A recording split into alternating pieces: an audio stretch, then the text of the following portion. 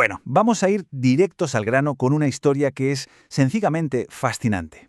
En el mundo del deporte, ya sabemos que la línea entre la realidad y el mito suele borrarse con los años, pero de vez en cuando los registros nos confirman que el mito era 100% real. En el análisis de hoy vamos a desenterrar la espectacular carrera de Víctor Nazro Majana.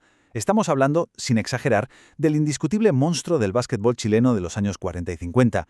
Un jugador que no solo dominó su época, sino que aterrorizaba a sus rivales y redefinió por completo lo que significaba ser un deportista de élite en Chile.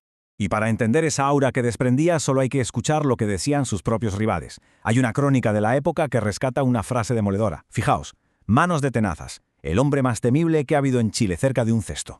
¡Wow! No estamos hablando de alguien simplemente habilidoso, hablamos de un depredador absoluto en la pintura. Alguien que cuando agarraba el balón bajo el aro provocaba un pánico real en los defensores. Esta simple frase ya nos va preparando para lo que vamos a descubrir. Para pillar de verdad la magnitud de esta leyenda, tenemos que irnos al punto más alto de su carrera internacional, el mítico Campeonato Sudamericano de Río de Janeiro en 1947. Ahí es donde Majana se corona como una estrella de primera magnitud, llevando a la selección chilena a unas cotas continentales históricas y logrando ser vicecampeones, una hazaña brutal que lo catapultó de ser un héroe local a convertirse en un gigante respetado en toda Sudamérica. Sección 1. Las tenazas de fierro, el arsenal de una leyenda. A ver, vamos a deconstruir un poco este mito. ¿Cuáles eran exactamente esas armas físicas y mentales que lo hacían tan imparable en la pista? El primer contraste es casi de película. Pensemos en la escena, los defensores rivales corriendo de un lado a otro, saltando desesperados, gastando una energía frenética para intentar frenarlo. ¿Y Majana? Pues las fuentes destacan siempre su serenidad absoluta. Es una locura. Mientras la cancha era puro caos y pánico, él operaba con una tranquilidad letal, con hielo en las venas, esperando exactamente la fracción de segundo perfecta para destrozar la defensa. Y cuando por fin atacaba, ¡buf!, la técnica era exquisita. Muchísimo antes de que las florituras fueran el pan de cada día en el básquet, él ya popularizaba el side step. Según cuentan, su jugada estrella era avanzar, amagar con el cuerpo hacia el centro y, con un paso lateral elegantísimo, dejaba al defensor totalmente congelado. Luego se metía bajo el aro y anotaba con una sola mano. Un ritmo impredecible y una elegancia que rompía cinturas.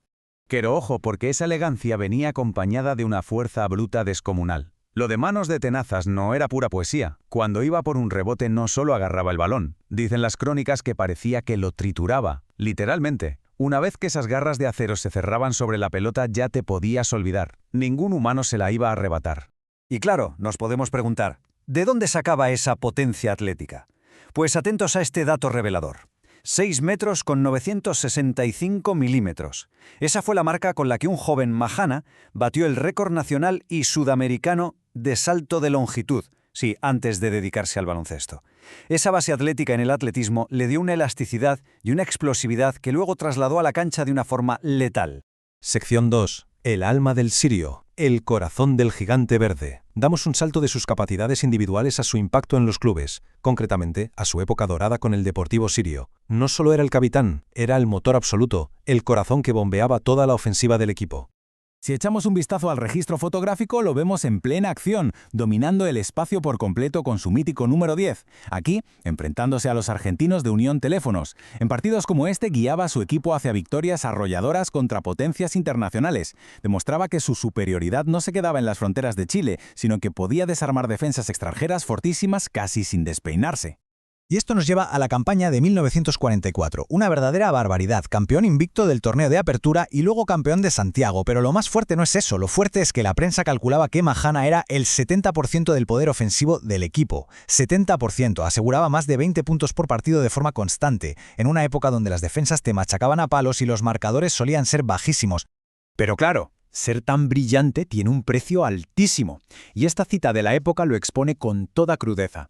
Majana es el equipo. Desgraciadamente, reconociendo la capacidad de sus compañeros, Majana es siempre el barómetro del sirio. La dependencia era total. Si él no tenía el día, el equipo se hundía. Todo el destino de los verdes recaía única y exclusivamente sobre sus hombros. Cualquier otro jugador se habría quebrado bajo esa presión, pero él la aguantaba con una estoicidad impresionante. Sección 3. Consagración en Río 1947. La conquista del continente. Precisamente esa tremenda resistencia a la presión es lo que nos lleva al clímax de su carrera internacional. El momento en que pasó de ser una estrella a ser una auténtica leyenda de todo el continente. Para entender lo que hizo en aquel torneo de Brasil, basta con mirar un número: 22 puntos. 22 puntazos contra el equipo gigante de Brasil en las fases finales del torneo. Repito, en aquellos tiempos cada canasta era poco menos que una batalla campal. Meterle 22 puntos al equipo anfitrión y favorito indiscutible era, sencillamente, dar un golpe en la mesa y demostrar una supremacía absoluta. Y lo que impresiona más es cómo gestionaba los nervios comparado con el resto. 14 puntos a Uruguay, 22 a Brasil. Los reportes dejan muy claro que, mientras a la mayoría de la selección chilena le temblaba el pulso por la tremenda presión del torneo, a Nazro no. Su precisión seguía intacta. Frente a las mejores defensas de Sudamérica, sus manos doradas no fallaban, dejando claro por qué era el seguro de vida del equipo. Fue tal la locura de su nivel en Río que encendió un debate apasionadísimo en toda la prensa sudamericana. ¿Quién era verdaderamente el mejor jugador del continente? ¿El chileno Víctor Mahanna o el genio uruguayo Lombardo? Terminaron con una diferencia de solo 2 puntos a favor del uruguayo en el ranking de anotadores. Pero el simple hecho de que toda Sudamérica estuviera debatiendo si Mahanna era el número 1 ya lo metía de lleno en el Olimpo del básquetbol. Sección 4. Una leyenda eterna, de la calle d'Ardignac a la inmortalidad. Para ir cerrando, tenemos que dar un paso atrás y reflexionar sobre el viaje completo de este deportista. Desde aquellas pachangas formándose en la calle d'Ardignac, en el barrio santiaguino de Recoleta, hasta alcanzar la inmortalidad de los estadios más grandes del continente. El legado que nos deja el monstruo del básquetbol chileno va muchísimo más allá de los puntos o los rebotes. Fue un capitán inquebrantable, una roca cuando la situación era límite. Fue un pionero táctico que adelantó la forma de jugar este deporte en Chile. Y por encima de todo, fue reconocido siempre como un caballero en la pista, un tipo disciplinado, que imponía un respeto enorme sin necesidad de perder jamás la elegancia. Y todo esto nos deja con una reflexión final flotando en el aire. Cuando ves esa mezcla pero tan excepcional de pura potencia física, inteligencia táctica, elegancia y liderazgo absoluto, ¿volveremos a ver alguna vez a otro Narroz en las canchas? Su figura nos deja con la certeza de estar ante alguien irrepetible, cuyo impacto va a seguir vivo en la historia del básquetbol para siempre.